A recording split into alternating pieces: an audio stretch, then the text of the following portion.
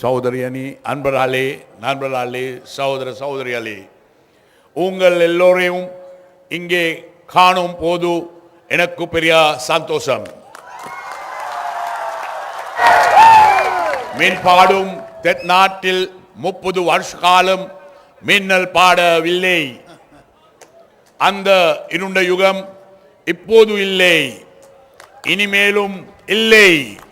இந்த நாட்டை மீண்டும் கட்ட எழுப்ப நீங்கள் என்னை கடந்த ஜனாதிபதி தேர்தலில் தேர்வு செய்தீர்கள். உங்கள் எண்ணம் வீண் போக இல்லை.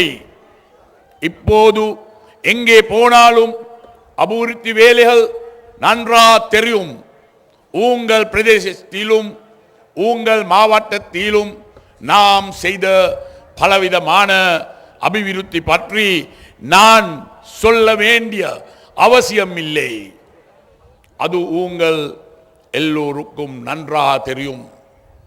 இதே வேகத்தில் போனால் உங்கள் பிரதேசமும் இந்த நாடும் இன்னும் இன்னும் நிச்சயம் முன்னேறும். நாம் எப்போதும் சொன்னதை செய்தோம், செய்வதை சொன்னோம்.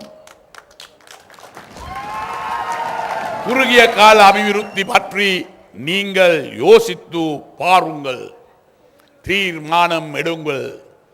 எமது தேசம் இன்னும் இன்னும் முன்னேற வேண்டும். நீங்களும் முன்னேற வேண்டும், உங்கள் பிள்ளைகளும் முன்னேற வேண்டும், உங்கள் குடும்பமும் முன்னேற வேண்டும். பொய் பிரச்சாரம் நம்ப வேண்டாம், ஒரு பிரச்சார குறுகிய அரசியல் நோக்கம் ஒரு நாளும் வேண்டாம். அன்பர்களே, நாம் இந்த குறுகிய காலத்தில் செய்த அபிவிருத்தி வேலைகள் எந்த ஒரு காலத்திலும் இடம்பெற இல்லை. இதுதான் உண்மை. நீங்கள் தான் சாட்சி.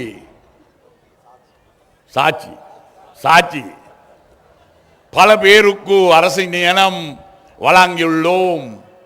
விவசாய துறையில் மானிய உதவி வழங்கி உள்ளோம். பாதைகள், பாலங்கள், கல்வி, உயர்கல்வி, நீர் வசதி, மின்சார வசதி, சுகாதாரம், மீன்பீடி, சுயதொழில் போன்ற பல துறைகளில் நாம் வசதிகள் வழங்கியுள்ளோம். அன்பர்களே, நம்மதி தான் தேவை, சமாதானம் தான் தேவை, அபிவிருத்தி தான் தேவை, சுவிட்சமும் தான் தேவை. நல்ல எதிர்காலம் காண வேண்டும். உங்கள் பிள்ளைகள் இந்த நாட்டிலும் வெளிநாட்டிலும் நல்ல பெயர் பெற வேண்டும். அதுதான் எனது ஆசை. அன்பர்களே, எமது தேசம் இன்னும் இன்னும் முன்னேற வேண்டும். ஆசியாவின் அதிசயமாக மாற வேண்டும்.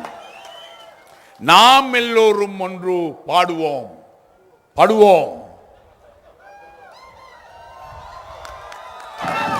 புதிய யுகம் காண்போம்.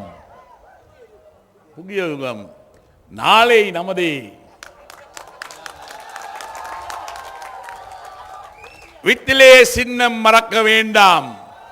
வெற்றிலேயின் வெற்றி உங்கள் வெற்றி, உங்கள் பிள்ளைகளின் வெற்றி, இந்த நாட்டின் வெற்றி. வித்தின் சின்னம் வெற்றிலே சின்னம், வெற்றின் சின்னம் வெற்றிலே சின்னம். நன்றி, வணக்கம். මේ අවස්ථාවේදී අධිපති ජනාධිපතිතුමන්ට සමරු තිලනයක් ප්‍රදානය කිරීමට සූදානම්.